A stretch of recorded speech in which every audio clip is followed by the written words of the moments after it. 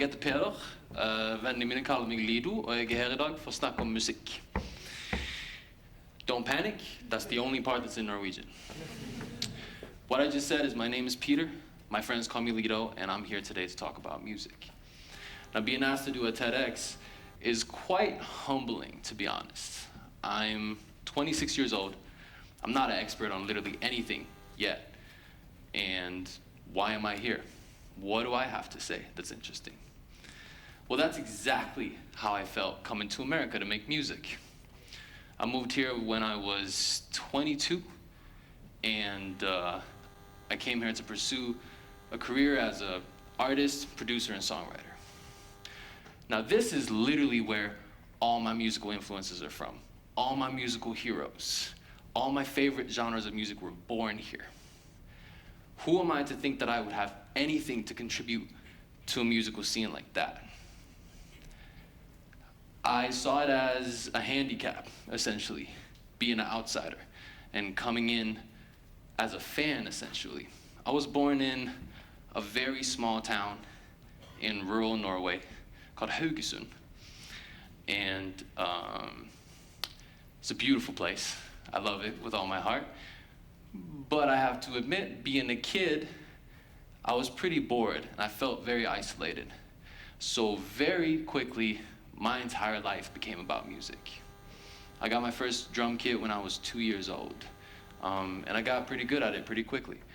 My dad is the person who got me into music in the first place. And his big passion was gospel music. He actually started a choir to bring gospel music to Norway because it was quite rare. So I was naturally around it all the time and fell in love with it very, very quickly. So at this point, my parents were pretty stoked. Oh, we got a gospel drummer, this is great. Psych.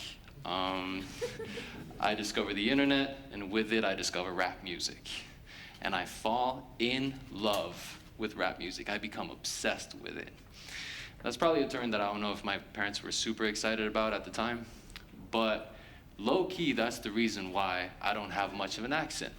I literally learned the English language from listening to Outkast and Snoop Dogg. So you can imagine my vocabulary as a kid was pretty strange. But time goes by, and I start writing and producing my own music. And I stumble upon electronic music, specifically this strange group of subgenres on the internet. And through that, I believe I heard an R&B remix that got me onto it in the first place. And it introduced me to the art of remixing.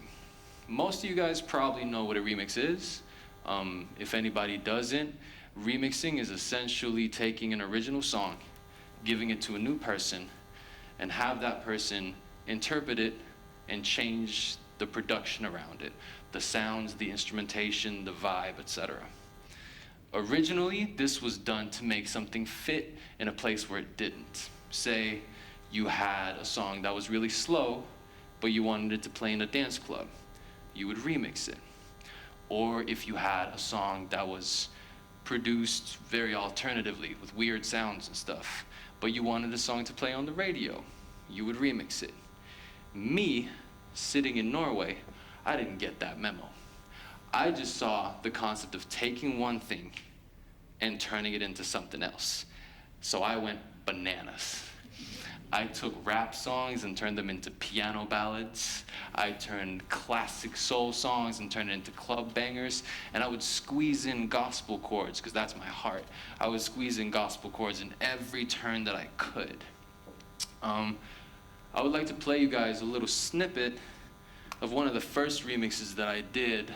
You probably know the original. It's Ain't No Sunshine by Bill Withers. And this is what I did with it. Ain't no sunshine when she's gone. It's not warm when she's away. Ain't no sunshine when she's gone. And she's always gone too long. Anytime she goes away. Wonder this time where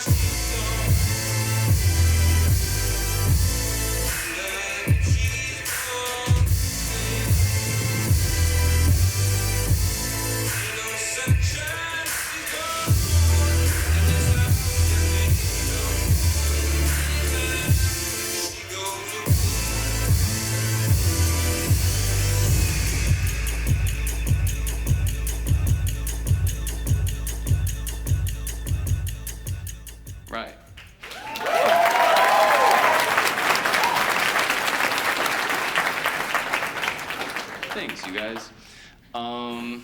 You can imagine, though, messing with a classic song like that was pretty scary. I was worried about what people were gonna think. And through the process of remixing, I realized that so far in my musical career, I had been very, very concerned with following the rules. And I learned that I'm actually a lot better at breaking them than following them. And maybe I should try to do it more often. The first time this really hit me was when I did a concert together with a Norwegian orchestra called Cork. I want to play you a little snippet of that too, if I can make that work. Let's see.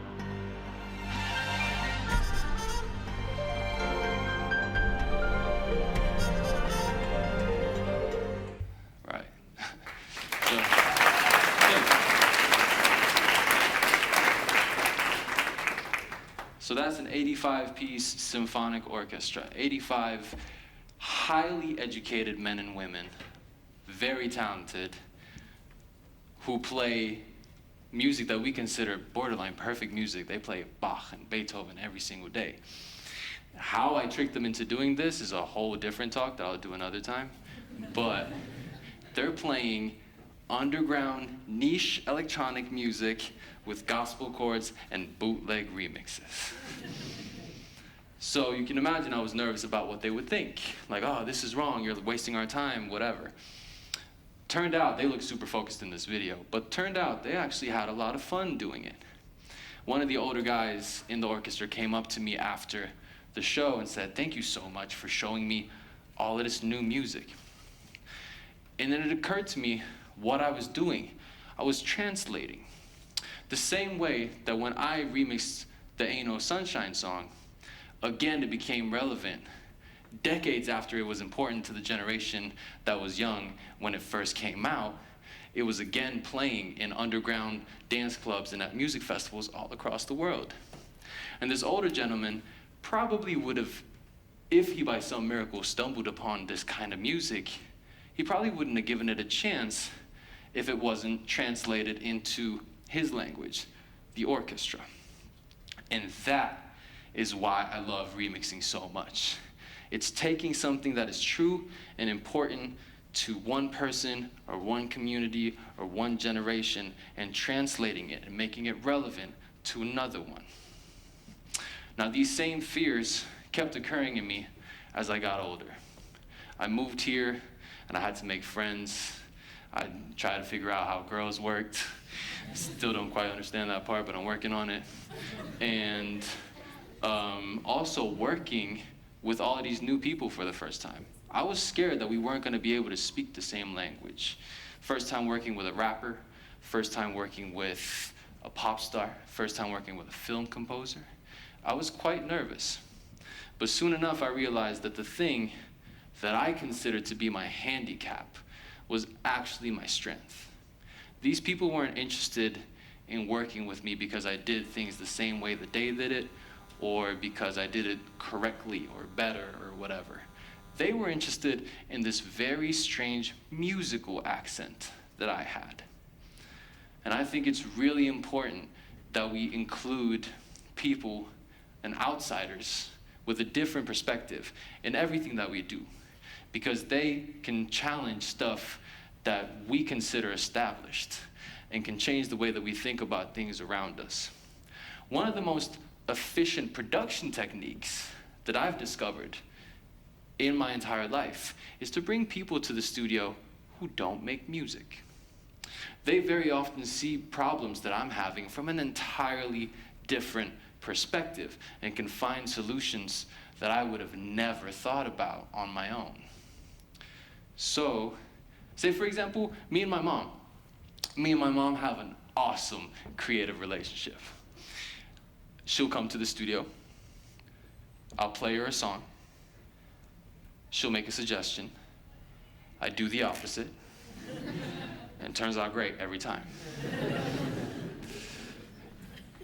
But perspective is super important. And all of these weird genres and experiences that make up my very own musical signature might be gibberish to some people, but it might help make something make sense to somebody else. And that's what makes music production interesting to me. It's like finding a language to speak in order to reach somebody new with a message. There's literally just 12 notes in the musical scales that we use in Western music. Now, we've been making music for hundreds of years. It's fairly safe to say we've tried most combinations of those 12 notes. Now, if you imagine those 12 notes are letters in an alphabet, that makes melodies words, that makes music into a language. And there is an infinite amount of lessons and perspectives that we can learn about and that we should be communicating with this language. So, if I leave you guys with literally anything tonight, I would like to encourage you to believe in the value of your very own, very unique perspective, and to make an effort to listen to somebody with a different one. Thank you very much.